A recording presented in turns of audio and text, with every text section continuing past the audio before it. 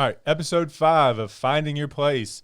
Today I got my good friend Shawn Moore, and we're going to talk about his new business venture, Ace All Wash. Yep. Is that right? Ace All Wash. Cool. Hey, I appreciate you being here. Hey, thanks for having me. Yeah. All right. So if you have taken a taxi cab ride in Blacksburg for what, the last 10 years? 20 years, you've probably run into Shawn.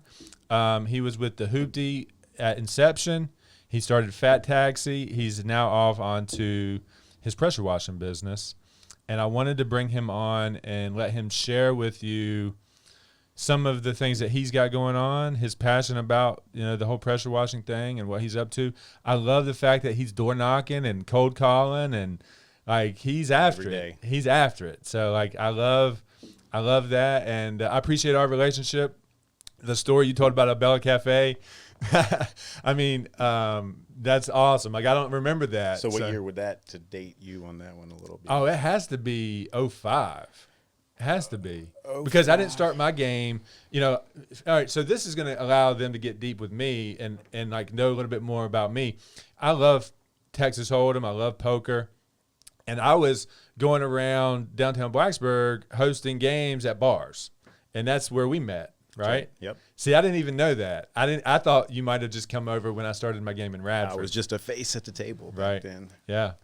So that's a little bit of history about how kind of we met and, my passion behind the game of Texas Hold'em and poker and stuff like that. But well, and your passion for reaching out and meeting people. That's exactly right. You were gathering 20, 30, 40 of us for something that wasn't offered yet. Right. And it was kind of trying to revitalize a space that maybe people weren't at or doing anything during that time.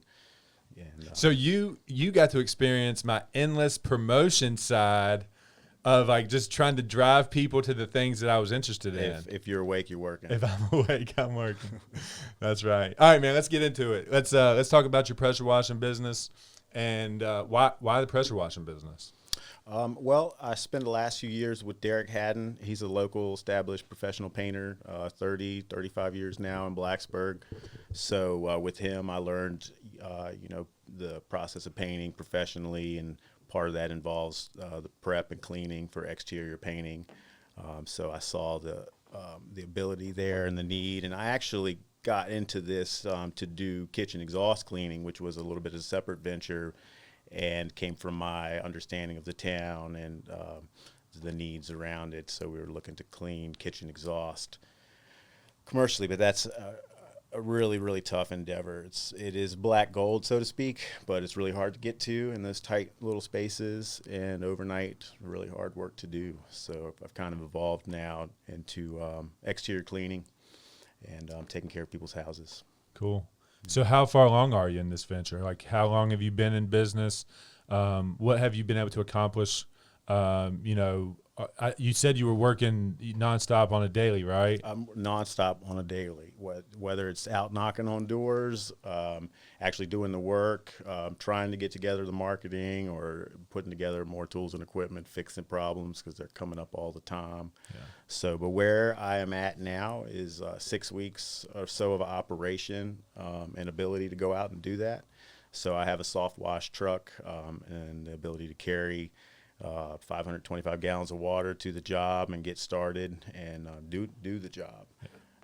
So knocking on doors is mostly where I'm at, and how I got to the table to sit here and talk with you again today. Gotcha. Knocking on your door and seeing what you're up to. No doubt. Well, tell me the difference between just the regular standard pressure washing that anybody can go buy a pressure washer and do versus what you're offering and the soft wash. Absolutely. So pressure washing would be a misnomer in terms of you wanting to pressure wash your house. You might want to pressure wash your driveway or your sidewalk or some kind of amazingly hard surface, but to put pressure on something like vinyl or an older oxidized surface would kind of lead to damage. So typically, I hear it every third or so house I knock on. They say, well, we have a pressure washer and we do that type of stuff. And ultimately what we find is, your house you might be able to reach some of your lower spots and get them cleaned off with actual pressure, but you're not being able to reach, the soffit and the gutters and the upper stuff. and get it really thoroughly. And the actual delivery of it through pressure is not something you want to do. So in order to do that, you kind of need to evolve to a soft wash setup. So that's kind of where professionals are at in the exterior cleaning today, is we soft wash, which is basically glorified garden hose pressure and just a large volume. That's right. Gotcha. So the typical exterior of a home, what's that gonna run? Like, what are you? I mean, I know you're probably doing it by the job and like how much time, but if it was above average and needs a really deep, thorough thing, like what's that usually run these guys? The cost? Yeah. Basically, we're by the square foot, so you're looking at about 20 cents a square foot, and that's rinsable and washable surface area. So when I come to the job to do a basic house wash, which is what everybody needs, that would be to clean from the outside edge of your gutter down below the soffit, the surface of the vinyl, all the way down to the ground or whatever, if it's brick. So that's what a basic house wash would include. Yeah. So you're out there every day. You're trying to figure out the marketing. You're trying to promote this business. At some point you're gonna have to leverage your time, right? You're gonna have to put somebody else in this business to where you don't have to go knocking on the doors, or you're knocking on the doors and you got a crew that's running at your standard to getting everything done on site that you want done and holding them accountable. So what's your growth what's your growth path? And do you think you're going to be able to add on a crew at some point, or is that your goal, or are you just a one-man band and that's the way you like it? Well, for now I would say I am a one-man band, just because I'm working out the kinks and getting the whole package together, and the accountability, the only way for me to make sure that the job's getting done to my standards is for me to do the job. Yeah. And that's my standards. And, one thing that Derek taught me was, that we do things to our satisfaction, which is 100% and thorough, whereas a homeowner might not understand to what level or degree a professional needs to take it to. Right. And they may be satisfied at 75% or 80% of the way. So really, in order to do that, I have to be hands-on, and I'm not so far concerned down the road to look in those terms. Kind of my hope is more untraditional. I like to partner with people. I'd love to work with other people who want to work and be another owner, a leader of their own, and we can work together to make something. There's a lot of it out there, and I certainly don't need all of it. Yeah, that's interesting. So, I think I'm trying to picture that, like how y'all wouldn't be stepping on each other's toes, or how that wouldn't be a competitive situation. Take us through that. How do you vision that partnership in that way? Yeah, see, I'm about 6 or 7 weeks running now. With 20 estimates out there on the table. So if they all came back to me this week, for right now, I'd be booked solid for the next 2 weeks. And you might not even be able to take all that volume. Like if all 20 of them came, you might need a sub. Like that's what I'm thinking though. You still wouldn't be able to get to your satisfaction of like your quality. Like I would rather have like 2 or 3 people under me on site, let me keep going and you're kind of you understand sales, and like, from my experience with you, like I feel like, people like you, and like they trust you to like say yes to you. I mean, you've driven all these people around. If they wouldn't have trusted you to do so, right, they wouldn't have been willing to get in your car. Right. So you being able to be the face of the company, and go to people, talk to people, make sure that they understand that it's going to be top level, top notch, and you might just have one guy under you, or like, somebody to at least answer the phone for you to book the appointments or something. Yeah, for sure. Yeah. Answering the phone and booking appointments, and these types of things. I see that as sales and opportunity for someone to join on. Yeah. For sure. They could be at the table today, lining things up. And, I'm able to estimate things online. I can look at Google pretty well and see the dimensions. So it doesn't always have to be an on-site situation for making that call. Right. I was always coached into, there was a quote out there that says, if you don't have an assistant, you are one. And like in my progression in this business, trying to do everything is impossible. Right. And just ultimate leverage, because I only want to do a couple, 3 things. I only want to do what I'm good at or what I enjoy, and then outsource everything else. Definitely. I would just encourage everybody, especially because we only have 24 hours in a day, right? Right.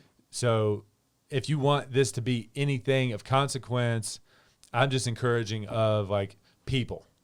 I think people will run the test of time, even with AI and all this stuff coming. Like the only way to really get to the point you want to be in your business is leveraging more people. Right. So that's just some encouragement. And the people that want to throw their ring in the hat and are, willing to roll up their sleeves and go the distance. And that's why I feel like they need to be stakeholders. Yeah.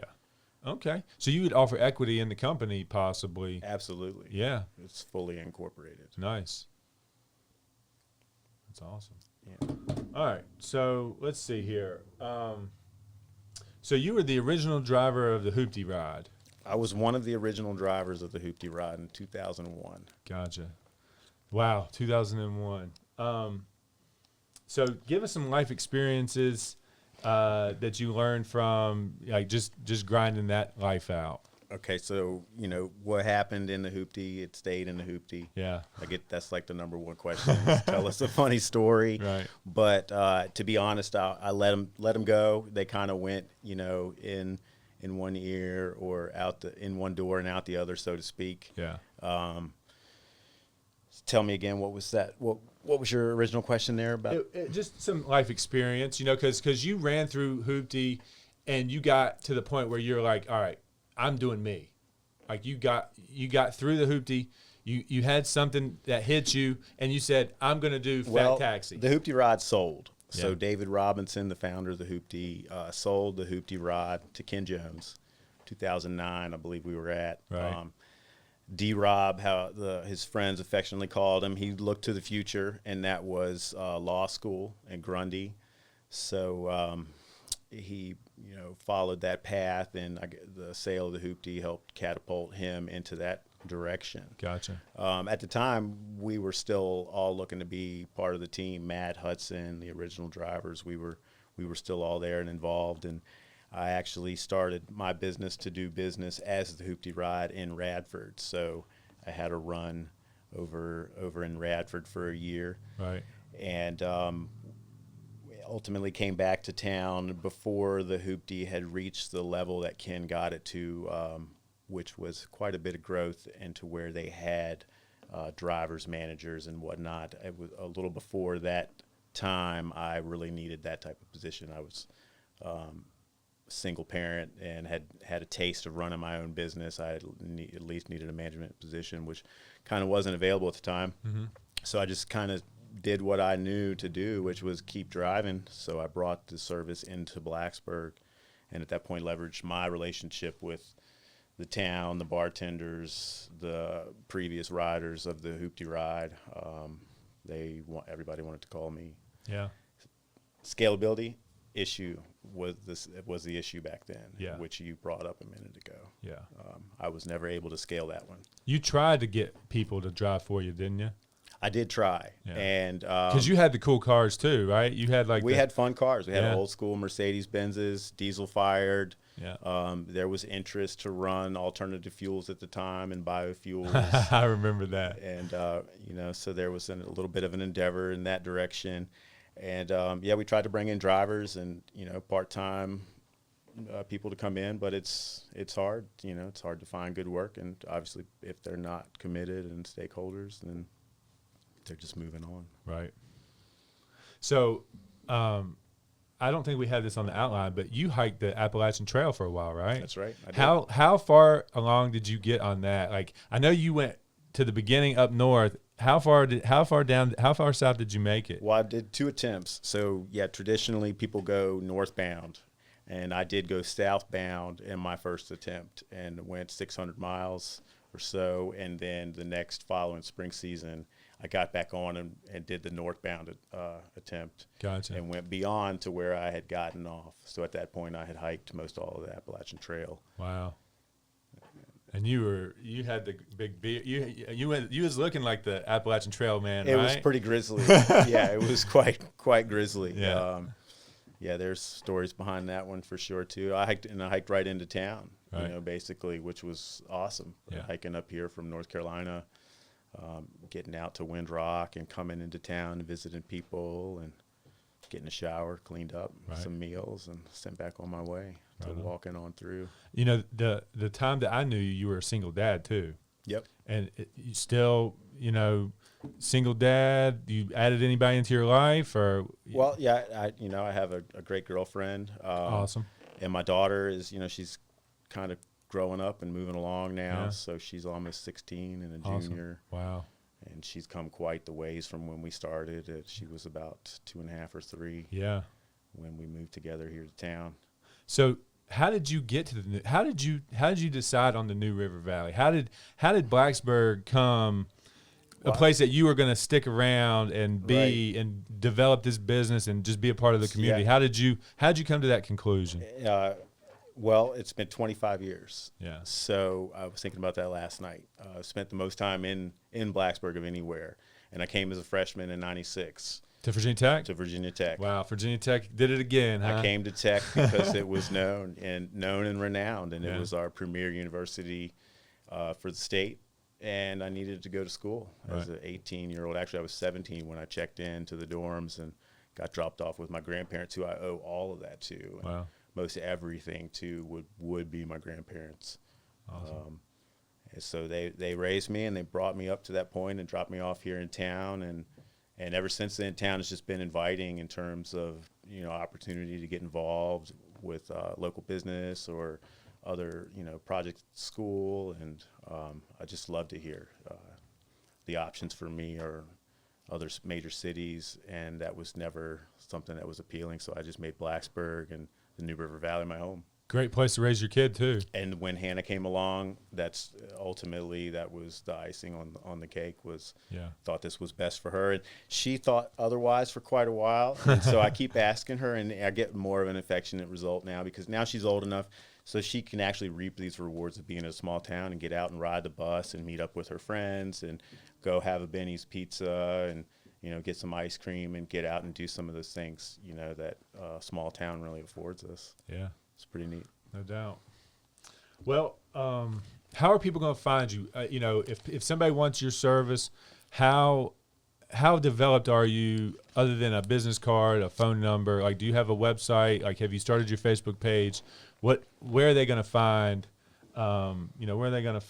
Ace All Wash? Well, my phone number is 540-315-3156.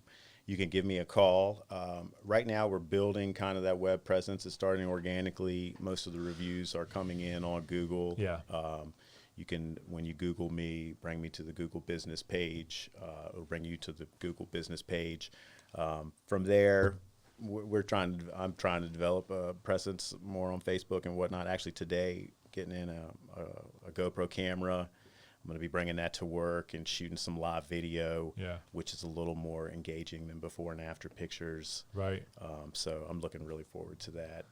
Honestly, man, I got to bring it up. Like, you got to get on TikTok. Got to get on TikTok. Well, yeah, I probably need to set some of those things straight because I've seen a lot of stuff that's just not really, it's not true or. I mean, they got this pressure washing thing. They're just dusting off a brick paver, and they got like a million. They got like a million views. A million views. It's wild. Yeah, definitely. Hopefully, Hannah, my daughter, she could help me get on into some more of that. Yeah. So, I'm just hopefully going to pile in the footage with the video and, 11 o'clock at midnight, whatever time it is, I'll try to edit some of that stuff. Yeah, definitely.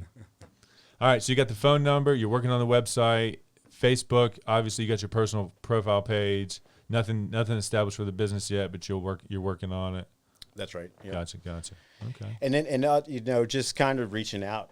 If you call our local paint store, Valley Paint, you know, Kathy or Chris down there, they know me. They can give a reference, and you really need to kind of reach out to them and get a little more involved and learn. You know, that Kathy will work with you on, you know, anything you need in terms of figuring out your paint at your house, or what colors would match, or, you know, what product you should get. And it's a great resource. I think it's just stepping out into town and asking, hey, who's out there? Who's the painter? Who's washing? You know, people at Valley Paint can help you with that. And verify some of those Well, things. I tell you this, you know, if I get to a site of a listing that I think that they could use your services, I mean, you know, I'll start feeding you referrals and things like that.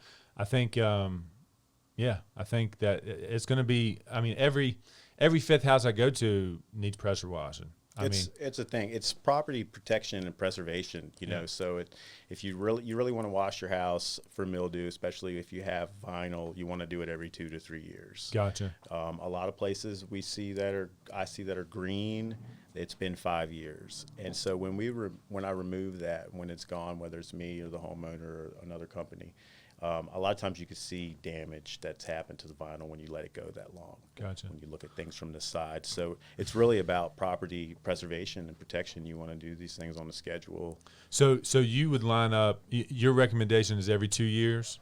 Every 2 to 3 years. Yeah. That's right.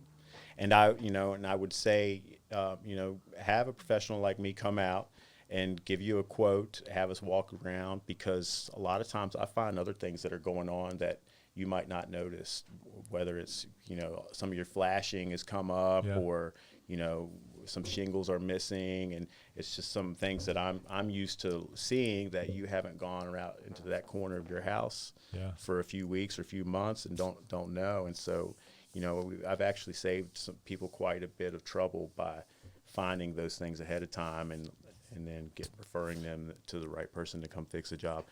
I stay in my lane. I wash the house. I don't try to go outside of that and do any other. So you'll refer somebody if they need, you know, if a limb on the tree is touching the house and it's causing mildew or moisture there, and Absolutely. I mean, you'll get them to, you know, cut the tree, but then get up there and you'll be the one pressure washing the thing. Well, we would soft wash, and we would take care of the situation. I've had those situations where definitely will refer the homeowner to tree company to get rid of the problem, because they don't need for me to come back and clean it every year when they can do some, So my terminology needs to be, I need to start saying soft wash instead of pressure wash. That's right, soft wash. Soft wash. It all needs to be soft wash. That's right. Gotcha. Change my lingo a little bit. When someone knocks on the door and they say, hey, I can clean your house, you want to ask them, well, do you soft wash?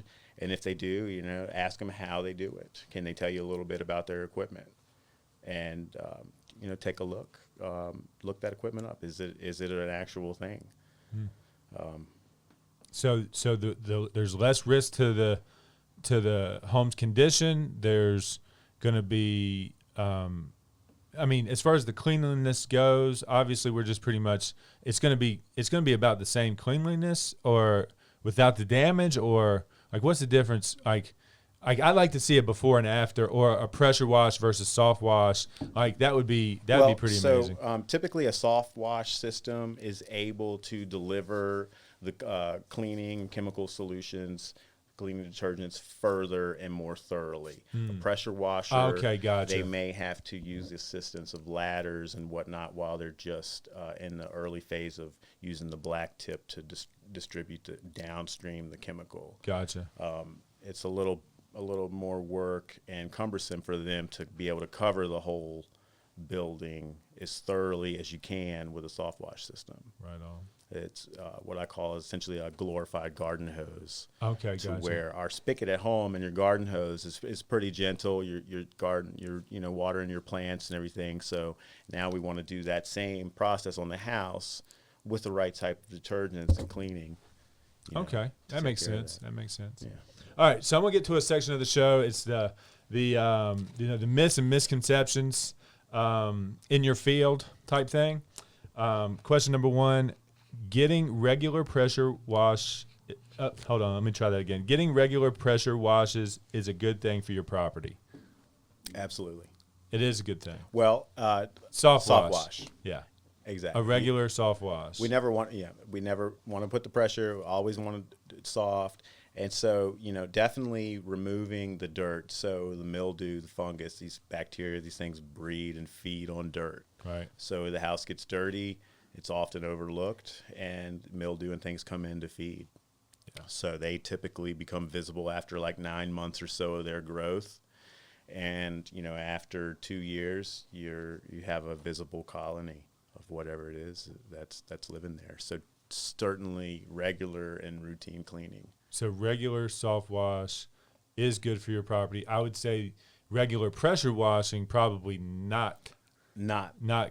Absolutely. So what that comes down to is oxidation. The sun is constantly beating your house and turning anything it can and dissolving it essentially. Yeah. If you run your hands across the vinyl or paint, you might get a little ghostly residue of the actual surface, and that's just breaking down from the sun. So if you brush that with your hands, or if you were to, say, put an actual amount of pressure with water on there, you would start to remove it. So it's going to fade the paint. It's going to remove where the paint has been fading. But the problem is you need to, now that you've done that, you need to equally do that across the whole surface so that it all looks the same. Mm-hmm. There is a process for oxidation removal, but it does involve brushing and touching each part of that. So, what happens when you take a pressure washer right to that surface is most of the time you unequally remove the oxidation. So what you're left with when it dries is visible streaks of where you pointed the pressure wand. So now it's going to take someone like me to come in and actually do an oxidation removal, which would involve degreasers and scrubbing every inch of that. So we really want to avoid anything that gets to that point, because oxidation removal isn't fun. Gotcha. Well, I pretty much know the answer to this, but just for the audience, pressure washing can be used for any type of surface. Pressure washing can not be used for any type of surface. Right. Your driveway, you go to town. However, you can damage concrete. You can etch brick and concrete, and we all know that, how expensive a concrete driveway is. But, a driveway that's recently poured shouldn't be cleaned within 2 years. Wow. Of it curing. And even at that, you could still etch it, which is unequally removing the top of the surface. So you kind of have the cream layer of the top of concrete is where the fine particulate, the heavier things have settled, and the finer sediments up at the top, and it's nice and smooth, and it gives you that nice finish. And over time, that goes away. It weathers away your wheels, on the tire, the rain, the sun, it wears it away. At the beginning of the life of it, if you put too much pressure, you will mechanically remove it ahead of time. And wow. So I didn't know that. I didn't know that you could damage the concrete with pressure washing. Yeah. Wow. And that's permanent there. So once again, from there, it's like the oxidation removal. You're calling in a professional to come in and try to fix a big mistake, which basically takes attention to every square inch of that surface that's been damaged. And there's a process, but it would rather be avoided. Right on. All right. Last question. Pressure washing is a DIY project. Oh, man. It's fun, but it's certainly you could pressure wash your car. Let's, get a foaming attachment and, get soap on the car and get the sponge out and wash it and rinse it off. That's nice to do. Rinse off the mower, some yard equipment and whatnot. But when it comes down to it, if you're going to go to Lowe's, local store, you spend a few $100s on a machine that is really inadequate to actually even reach the second floor of your home. So to have a professional come out for maybe twice that price, do it and do it correctly, it's kind of a no-brainer. Probably save money in the long run. You do save money in the long run. Yeah. Absolutely. Makes sense to me. I don't want to do any of that. I don't care to do any of that stuff. I don't want those pieces of equipment. I just want to write a check to somebody that knows really how to do it, and that comes and does it exactly the way that they need to, and me pay a fee and it be done. That's what I prefer. Stay in your lane. Yeah. Have high expectations and get them met. Yeah. But you don't really have the time to spend your whole weekend or week doing that yourself. Right. You kind of want to enjoy those things. So no doubt. It makes sense. Absolutely. Cool. All right, we got one little thing here. It's called Behind the Pitcher. Looks like you're filling up the tank, right? Yeah, we're filling up the tank here. So on the back of the flatbed there, we've got a 525-gallon tank of water that we use as a leg tank, which means that that keeps up with the demands of the pump, because we're at 11 gallons a minute. And what's coming off of the Tridestone Christian Center here, their spigot is something like 3 gallons a minute, so that can't keep up with our machine. Yeah. So my machine. So I've got a 525-gallon tank here, and I've got a meter with the town that we load the water from the hydrant, and it goes through the meter here and fills up the tank.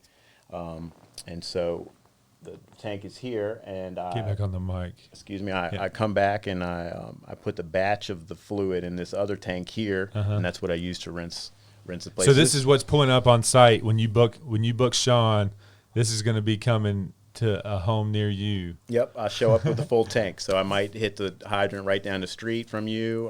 Typically, I'll get one that's close to the property, or close to my house. Either one. This one happened to be right out in front of. So this you have to do this in the town limits of Blacksburg. This is in the town limits of Blacksburg. But to get hook into these hydrants, you've got something set up with the town of Blacksburg where every drop of water that comes through, the meter's ticking on you. And how does that work? How do you do that and then turn in your usage and pay your bill? Like, how does that work? Yeah, that meter is counting every gallon that goes through there. So, we record that. The town and I. You have to turn that in and let them see it? I send that in monthly and let them see it, and they send me the bill. Gotcha. This is basically for kind of industrial setup to where we need a large volume of water. Yeah. The last amount that I went through was some 40,000 gallons. Yeah. So that's not going back into the sewage system. So we need to track that rather than to double pay. Yeah. Definitely. But in my situation, it's the volume. There's no way to keep up with the amount that I need without getting onto the hydrant. Right. And outside of the town of Blacksburg, we have to do other arrangements. I have an arrangement for out in Newcastle. Let's meet up with the fire department and get it filled there. Christiansburg is to meet up on Scattergood and fill up there. In Blacksburg, I have the ability and the convenience to use the meter that the town has provided. That's awesome. So you can, even if you're going to Christiansburg, the convenience of being able to get things set up in Blacksburg and then go to wherever you're going. Yep. The only problem is if you run out and you got to go refill, it'd suck to go all the way back to Blacksburg and then all the way back to the site if you're somewhere. This is typically just to get me going. So this green hose here on top is what I hook up to the house or the building when we get there, and that hooks up to a spigot and puts out the 3 to 4 gallons and keeps the thing topped off while I'm running. Gotcha. So, and basically I'm not always constantly on the trigger, so that thing's able to catch up, while I'm walking around or repositioning or something like that. Gotcha. This is just to get it going. But I do have the ability to drive this thing out into the middle of nowhere if someone did not have any water. Right. And bring it out there, which is kind of a rarity to be able to pull 525 gallons. No doubt. This has been a project and a beast to put together. How has I know at one point the town of Blacksburg was giving you a hard time about the whole taxi thing at some point with like mileage or taxes, or they was giving you a hard time there, right? At some point, or am I wrong? Like the town of Blacksburg, the whole taxi service thing was under some sort of scrutiny. I can't remember exactly what it was, but have you had any issues with doing what you're trying to do here with any municipalities? No, there's no issues. Can't quite remember what you're thinking of back in the day. It could have been just might have been complaints of other businesses not keeping up with, the taxi thing is a highly regulated industry Right. for public convenience and necessity, as it should be. Yeah. And so things like the mileage rates and all are regulated. Oh, yeah, that's In right. the past, I had issues with essentially competitors, just kind of charging what they felt like it was worth to them for their time, which they could justify for themselves. But on the receiving end, the customers weren't always in a position when they're stuck with the bill in the middle of nowhere. Yeah. So that was kind of quite frustrating. I know I used to vent about that stuff. Yeah, the consumer so that was a consumer protection, that you're not gouging people at the last minute and then trying to get them to pay more than the fair rate. Yeah, that's right. Right. Yeah. So that heavily regulated and necessarily. Yeah. So Because that is an industry that could be very predatory. You get them out, in some remote area.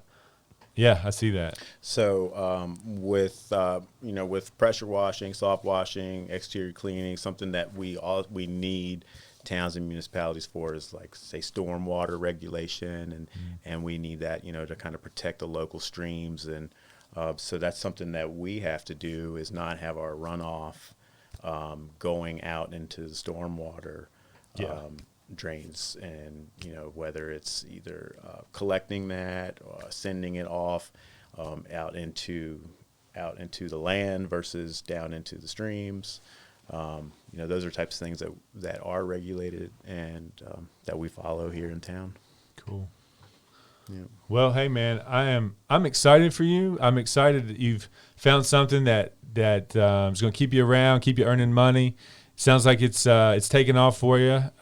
Whatever we can do to help further the cause, I'll definitely keep you in mind when we need to get some soft wash service. That's great, for sure. And I likewise kind of think that's the whole thing. And we always look out for each other, work together, not just you and I, but all of us. Definitely, it's kind of what we're doing here, and knocking on the doors I love. So yeah, this is great. I have found something that puts me out in the community. See, that's like people get anxiety over that. I love the fact that you're just a natural born sales guy. You're not afraid. You're going to go out and try to get all the opportunities.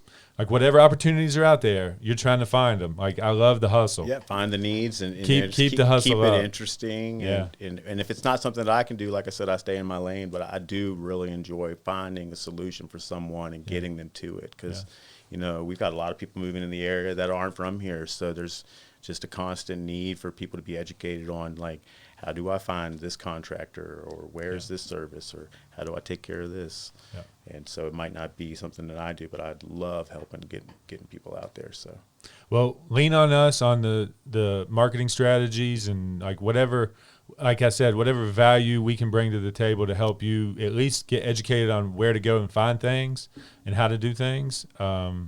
Just use us as a resource wherever you think we can be. And hey, as you progress and as you build, and we want you to come back and tell us how it's going, and so we'll be checking in with you periodically. Yeah, maybe check in with me on the field. When you guys have we need to come out and get a video of that, have for a sure. Field crew. Definitely, for sure.